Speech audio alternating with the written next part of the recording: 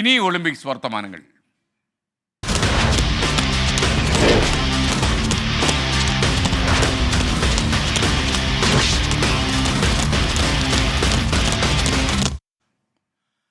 Paris ഒളിമ്പിക്സിന് ഇന്ന് കൊടിയിറങ്ങും. ഒന്നാം സ്ഥാനത്തിന് വേണ്ടി ചൈനയും അമേരിക്കയും ഇഞ്ചോടിഞ്ചോ പോരാടും. ഇന്ന് രാത്രി 12:30 മണിക്കാണ് സമാപന ചടങ്ങുകൾക്ക് തുടക്കമാകുക. ഒളിമ്പിക്സ് ഡെസ്കിൽ നിന്ന് അനിൽ വാസുദേവ് തത്സമയം ചേരുന്നു. Anil, good morning. പറയൂ വിശേഷങ്ങൾ.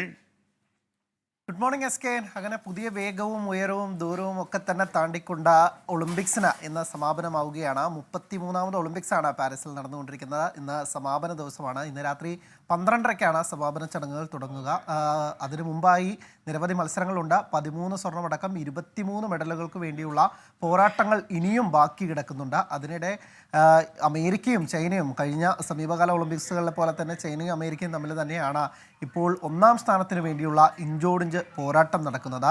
ചൈന 39 സ്വർണവുമായി ഒന്നാം സ്ഥാനത്ത് നിൽക്കുന്നുണ്ട്. 39 സ്വർണവും 27 വെള്ളിയും 24 വെങ്കലവും അടക്കം 90 മെഡലുകളാണ് ചൈനയ്ക്ക് സ്വന്തമായുള്ളത്. അമേരിക്കയ്ക്കാവട്ടെ 38 സ്വർണവും 42 വെള്ളിയും 42 വെങ്കലവും 122 മെഡലുകൾ ആകെ. അതായത് അമേരിക്കയ്ക്ക് ഒറ്റ സ്വർണത്തിൻ്റെ മാത്രം കുറവാണുള്ളത്. ഇന്ന് 13 ഇനങ്ങളിൽ സ്വർണ്ണ പോരാട്ടമുണ്ട്. അതുകൊണ്ട് തന്നെ ഇന്ന് ഒരു മാറിമറിയാം എന്ന് തന്നെയാണ് നമ്മൾ പ്രതീക്ഷിക്കുന്നത്. ഒപ്പം തന്നെ ഓസ്ട്രേലിയയാണ് 3-ാം സ്ഥാനത്ത്, 4-ാം സ്ഥാനത്ത് ജപ്പാൻ, 5-ാം സ്ഥാനത്ത് ഫ്രാൻസ് എന്നുള്ളതാണ് പോയിന്റ് പട്ടികയിലുള്ളത്. നമ്മുടെ രാജ്യം, നമ്മുടെ ഇന്ത്യ നിലവിൽ 71-ാം സ്ഥാനത്താണ്. ഒരു വെള്ളിയും 5 വെങ്കലവും ഉൾപ്പെടെ 6 മെഡലുകളാണ് പാരീസിൽ നിന്ന് ഇന്ത്യക്ക് സ്വന്തമാക്കാനായത്. എന്തായാലും ഒരു ആവേശകരമായ മറ്റൊരു ഒളിമ്പിക്സിന് കൂടിയാണ് സമാപനമാകുന്നത്. നിരവധി റെക്കോർഡുകൾ വന്നു, നിരവധി കിടിലൻ പോരാട്ടങ്ങൾ കണ്ടു.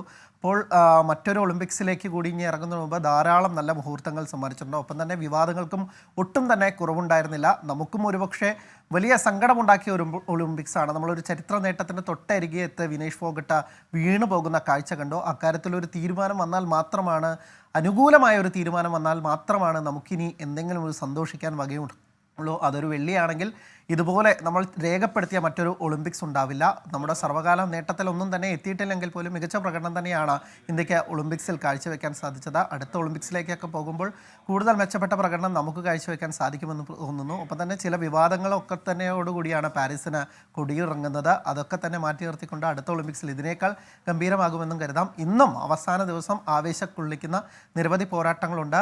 ആവേശകരമായ ഒരു കൊടിയിറക്കം തന്നെയാണ് കാത്തിരിക്കുന്നത്. ഉദ്ഘാടന ചടങ്ങ് ഒളിമ്പിക്സ് ചരിത്രത്തിൽ ആദ്യമായി സ്റ്റേഡിയത്തിന് പുറത്ത് നടത്തിക്കൊണ്ടാണ് പാരീസ് ഞെട്ടിച്ചത്. പക്ഷേ ഇന്ന് സമാപന ചടങ്ങ് നടക്കുന്നത് സ്റ്റാഡെ ഡി ഫ്രാൻസ് സ്റ്റേഡിയത്തിൽ വെച്ചാണ്. എങ്ങനെയായിരിക്കും ഒളിമ്പിക്സിനോട് അവർ വിട പറയുക, ഒപ്പം തന്നെ അടുത്ത ഹോസ്റ്റ് ആയിട്ടുള്ള ലോസ് ആഞ്ചലസ് അവർ എങ്ങനെയായിരിക്കും വരവേൽക്കുന്നത് എന്നുകൂടി അറിയാൻ സാധിക്കും. രാത്രി 12:30ക്കാണ് സമാപന ചടങ്ങുകൾക്ക് തുടക്കമാവുക. SKN. Thank you Anil Vasudev.